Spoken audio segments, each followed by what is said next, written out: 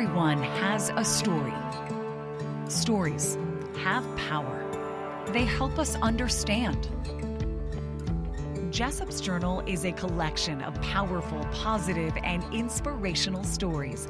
It's time for Jessop's Journal. Hi, I'm Doug Jessop. Welcome to this episode of Jessop's Journal. It's my honor to share powerful, positive, and inspirational stories.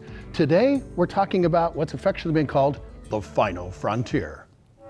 Our first guest tells a powerful story of things he has witnessed firsthand at a place called Skinwalker Ranch.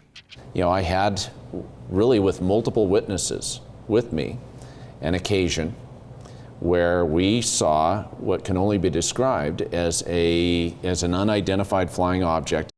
Dan Farr shares a positive story about meeting the actor Dick Van Dyke. That meeting led to the creation of the largest per capita comic convention in the United States. You know, once we announced Shatner, everybody realized, hey, this thing's really coming together. This is going to be a big event. Everyone has a story. One of our guests told a story about a special object. Objects with stories are treasures remembered. Here you have the bomb case from the series Lost.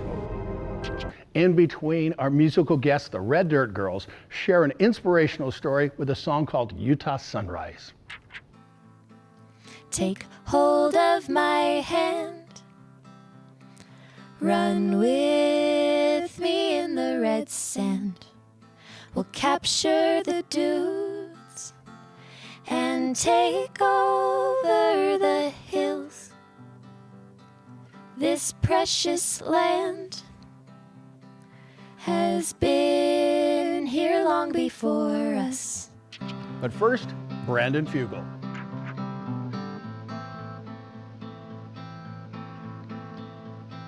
Doug Jessop, welcome to this episode of Jessop's Journal from the Urban Lounge. With me today, Brandon Fugal.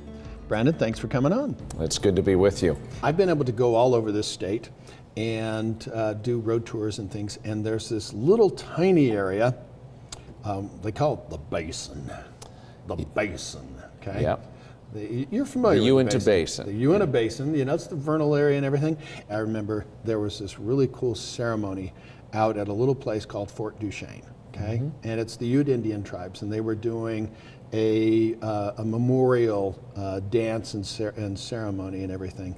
And I was quite impressed by that, in that the traditions and the way that things kind of have been done for a long time. Well, there's all kinds of things that happen out there, and you apparently have a connection to the land right next to those guys. It's literally in the dead center of the Uinta Basin. If you pull up Google Earth and you locate the exact center of the Uinta Basin, it happens to fall on a unique piece of property that I acquired roughly 5 years ago. Mm-hmm. This 512-acre assemblage has become really the site of not only global interest, but is the most scientifically studied paranormal hotspot on the planet. It was part of a Pentagon-funded black budget program that went for years, you know, between 2008 and 2013, and has been the most secure scientific research project delving into the paranormal. And it's called? Skinwalker Ranch. Skinwalker Ranch. Okay. Now, Skinwalker refers to, you know, a particular legend. And I'm guessing that you're familiar with that legend. Yes. You want to fill us in? So Skinwalker Ranch derives its name from really a curse that was apparently placed on the property in the area.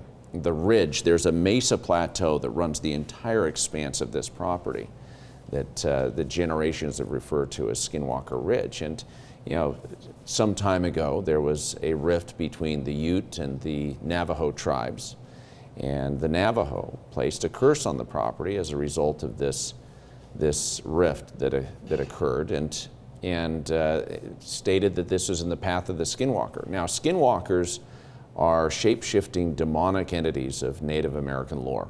You know, basically Native American witches that have essentially sold their souls in order to be able to take on the skin of an animal or creature, and to be able to morph and to shift their presence and really, attain some measure of immortality, if you will. Right. What made you decide to come out of the shadows?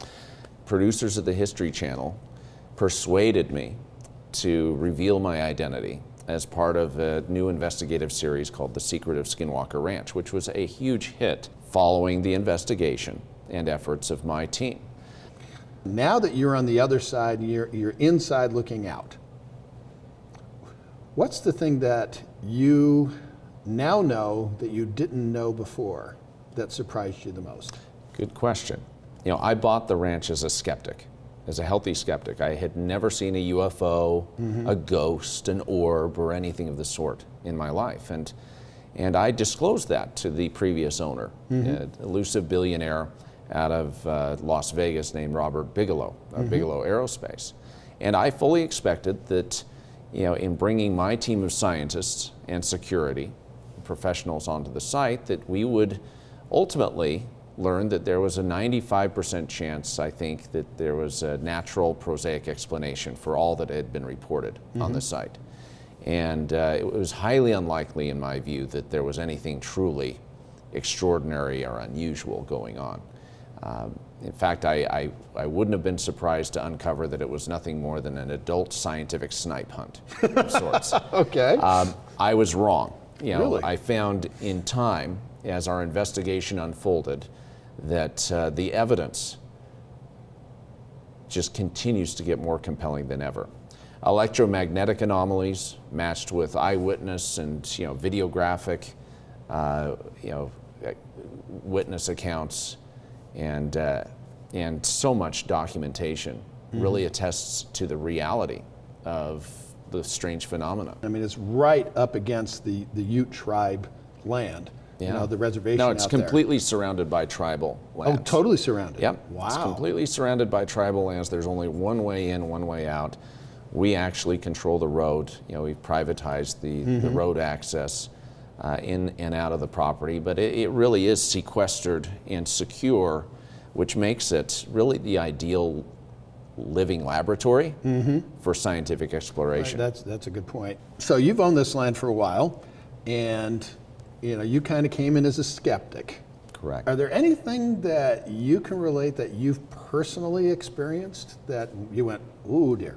You bet. It was funny. For 6 months, for the first 6 months of owning this property, even though my team was starting to capture on video and with their cameras strange phenomena, UFO craft over the property and other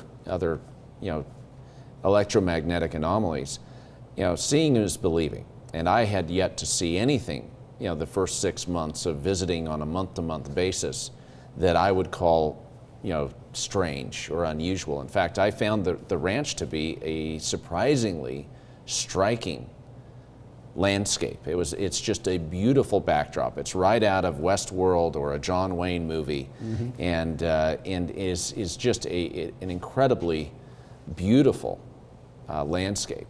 And that first 6 months of owning it, I really saw nothing myself that would lead me to believe that there was anything unusual happening. Well, that all changed, and I had really, with multiple witnesses with me, an occasion where we saw what can only be described as an unidentified flying object, a craft, 40, 50 foot long silver disc, hovering right above the mesa, right in front of us. This wasn't just a blinking light in the sky or something that was a little bit ambiguous. This was a solid object that appeared out of nowhere, could move in the blink of an eye, and in fact over about a 20-second period perform maneuvers that I believe defy any propulsion physics that we're acquainted with, and was gone literally in the blink of an eye at the end of the episode, literally either blasted off and was reduced to a dot or blinked out of our view. And who else was there with you at the time? It was the security detail that was accompanying a dignitary. Oh, that was really? visiting. Yeah. And they, that same morning, these gentlemen that witnessed this event with me, both stated that they were skeptics and they didn't believe that there was any validity to the UFO phenomenon. Nothing prepares you for an event like that. And it has changed my perception. You know, I can't unsee that. I can't deny the reality of what I witnessed with others that day. And it has driven my desire to bring, you know, I think the finest, you know, scientific platforms and investigation to the table. So did you do one of those? Did you see Yeah. that? We were in shock. Yeah. Yeah, we were in complete shock. It caught us all off guard. I still, to this day, I am surprised. Anyone who does their due diligence, anyone who actually conducts any degree of serious due diligence relative to the phenomena, will find that there is absolute reality. You have trained fighter pilots, radar technicians, you have law enforcement professionals, you have thousands of eyewitnesses that will attest and have gone on record to the reality and regarding the reality of what is happening. Things aren't always as they seem, and That is true. you know, there's more to our existence on this planet and this universe.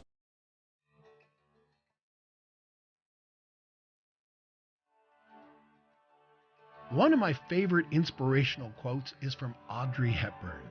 She said, "To plant a garden is to believe in tomorrow."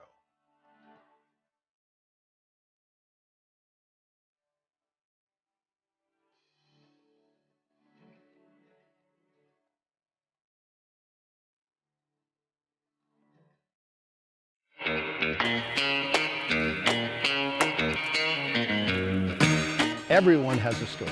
Sometimes those stories are told through music. It's time for Jessop's Jukebox. This song's called Utah Sunrise. It's always good to see you.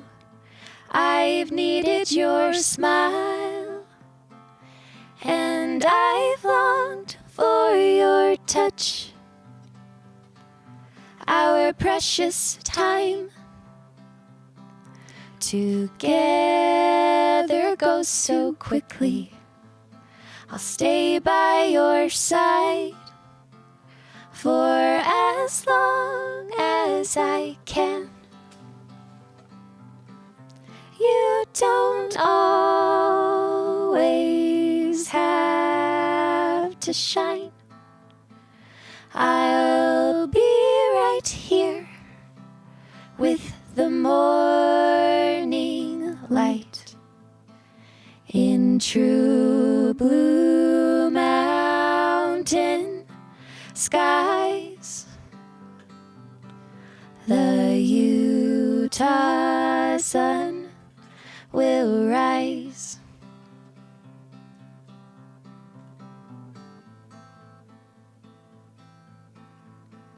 Take hold of my hand, run with me in the red sand. We'll capture the dudes and take over the hills. This precious land has been here long before us. Let's not take for granted the dirt on our knees. You don't always have to climb. I'll be right here. Just take your time. When canyon coyotes call, we'll scale the highest wall. Ooh, ooh, ooh, ooh.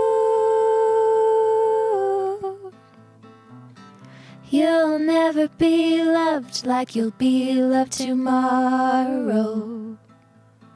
When the sun goes down, when the sun goes down, you'll never be loved like you'll be loved tomorrow. When the sun goes down, when the sun goes down. So thank you, my friend. It's time for me to go now. I'll remember your smile, and I'll long for your touch. Our precious time always goes too quickly, but you're not alone. I've sent for the moon and the stars. You don't always have to shine. I'll be right here. Just close your eyes. In true blue mountain skies, the Utah sun will rise. In true blue mountain skies, the Utah sun will rise. You'll never be loved like you'll be loved tomorrow. When the sun goes down. So, you know the Kentucky Derby's got hats. Well, there's a place in England where the Queen shows up on a special day at a place called the Ascot. Yes, this hat's been there. And yes, this hat's called the Ascot.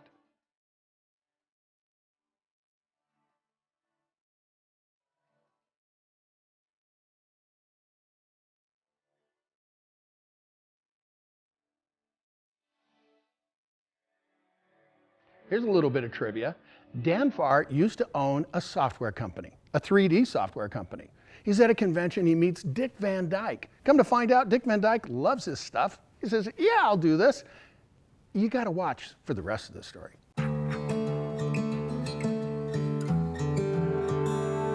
For people that don't know, you are the guy that basically created the comic book convention idea for Salt Lake City. Where did that come from? Well, when I was with Daz 3D or Daz Productions, we were vendors at some of the different comic conventions around the country. We realized that some comic book artists and some of the creative type people were using that software to render out images for comic books. And so we thought that'd be a good market to be in, to present our software. And so there were some times that we, as I started going to those conventions, I just got pulled into the energy of those events. I remember meeting Lou Ferrigno and Kevin Sorbo and other celebrities at the event. And as we were vending there, I just thought, man, why don't we have something like this in Salt Lake? And come to find out, there were a few conventions that were smaller, but it's like they were a sliver of what the big convention was. And so we looked at let's bring that here. And I actually talked to another company about bringing an event like that to Salt Lake, the company that we were vending at, and they didn't feel like it was the right place for them to go. They were going for the bigger cities. And oh, wow, they're probably kicking themselves now. When they found out how our first event went, they said, well, yeah, we sure missed the boat on this one. You think, because I remember being at your first event, and it was just like, whoa, okay, yeah, Dan, home run, buddy. So how many people attended that first conference? Around 70,000 people. Holy criminy. What were you expecting? Well, this is interesting. We actually started out anticipating maybe 10 to 15,000 people. Mm-hmm. And so we started out at the Southtown Convention Center, and we had one of their 5 halls on reserve, and we had a second one that they would let us move into. So we kind of had that as a expansion point. So when we announced ticket selling, And we announced we're doing the event, and we put the tickets on sale. We started seeing the tickets were selling. People were excited, and they wanted to come to the event. And so we said, oh, we've got to go to 3 halls, and then 4. And then basically we realized we had expanded beyond that center. And we talked to the same company manages the convention center downtown.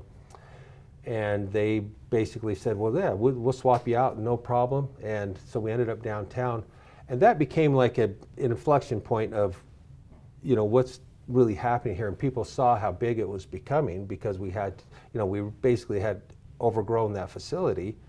And also the other thing about being downtown is I was excited because bringing in the celebrities that we were bringing in and having vendors come in from out of state and everybody, we just felt like downtown is the atmosphere to really put our best Oh yeah, you forward. get to show off downtown. And everything. Yeah, exactly. Because I remember it was just like, okay, I'm coming down there for the station. Yeah, it's going to be a nice little event. Okay, so I'm like, whoa. I mean, parking was an issue, all kinds. It's like, wow, okay.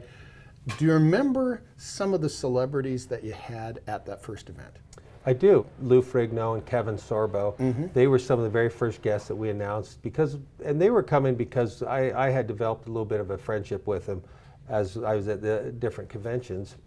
Around July leading up to the September event, we got William Shatner on board. Oh boy. Yeah. When we announced Shatner, ticket sales went from 4,000 tickets being sold in July, towards the end of July when we had about 12 to 15,000 tickets sold. It was interesting to watch. Once we announced Shatner, everybody realized, hey, this thing's really coming together. This is going to be a big event. There's this thing called cosplay. Yes. I'd heard about it, but I'd never seen it in person. And let's get real. You have the ultimate people watching experience. It's like, what is the deal with cosplay? And first explain to people that don't know, what is cosplay? Well, cosplay is short for costume play. And so there's different levels that people can get involved with it. There's the level of where you just go and find a costume you like, you buy it, put it on, and come and enjoy the event. And I always try to make sure whenever I talk about cosplay, I let people know that you don't have to come to the event in costume. Right. But if you want to, you can. Yeah. But then you go to levels where people are spending days, weeks, months, years, whatever it may be, making these phenomenal costumes, and then they go and they're showcasing. They become part of the entertainment there. And there's even a level of cosplay where, and this is kind of the true form of it, where they're playing the characters. So you go around and you talk to a Batman, they're not going to talk to you as if they're person underneath it. They are Batman. Oh yeah, they're the role. They are the role, and they're method to the full extent there. And you can't. I have a lot of friends that do it, and when you see them during the event, you can't talk to them as, hey, how's the dog doing, or how, whatever. Yeah. No. This is the character, and they're staying. They're not going to break character for you. I remember there was an experience where I went around the show with Nisha and Reagan from Good Things Utah. There was this group of characters from Doctor Who. Yes. Okay, they were like cement character type things. Okay, that this one was like a gargoyle or an angel or something like that, and we went up, and it was just absolutely still. Okay. Yes. For all we knew, it was a mannequin. Right. Okay. And then all of a sudden, one of them moved and scared the bejeebers out of them. It's like, wow! So I know exactly what you're talking about. The show's called Jessop's Journal. Yes. And my journal's got all these marks and scars and all kinds of stuff. So the last official question. Mr. Dan Farr, how do you want to leave your mark? I want to be remembered as somebody that brought a lot of happiness to others. I have my Facebook page. I have a quote from P.T. Barnum. It says, the best gift that you can give is the gift of happiness to other people.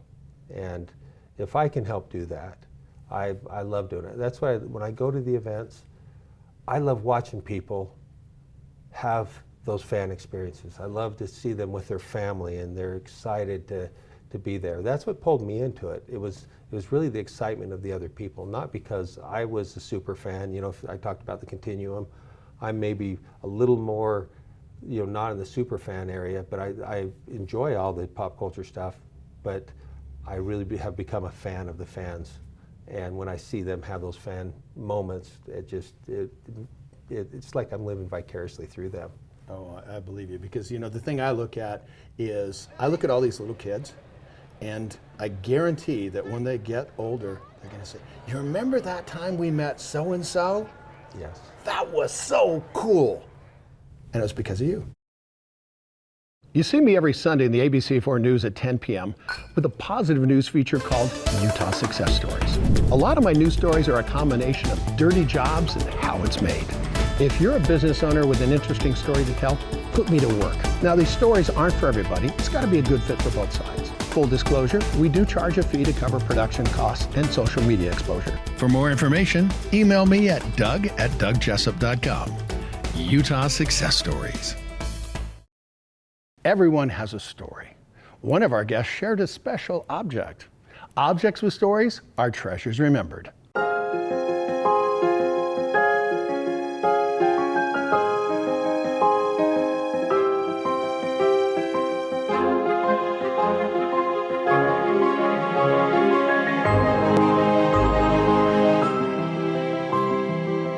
Objects with stories are treasures remembered. And I'm pretty sure Brandon has got some pretty cool treasures. Here you have the bomb case from the series Lost. The passport of Dr. Jack Shepard, who is the principal character on Lost, along with his flight passes. Hey! What's your name? Jack! Coupled with the bomb case, which was part of the season finale. This is the pilot episode screenplay from J.J. Abrams,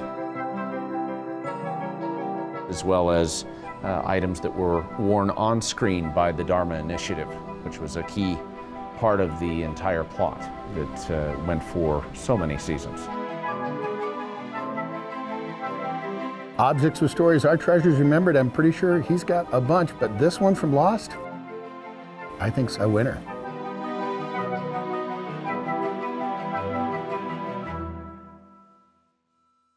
You know, clear nasal spray helps me breathe better. I think they'll help you breathe better too. So come on, join me. You know you want to. Take a deep breath and relax.